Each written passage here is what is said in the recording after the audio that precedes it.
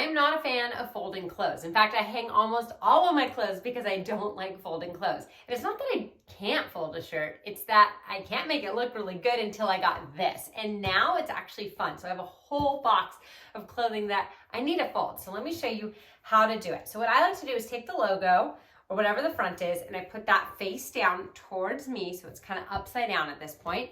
You're gonna bring this in to meet it right here.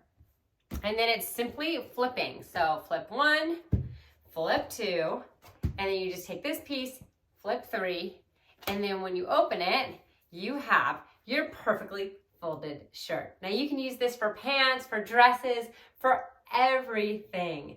And it does make folding clothes a lot more fun, and then it just looks really, really neat when you're all done. You'll have that nice stack of perfectly folded items.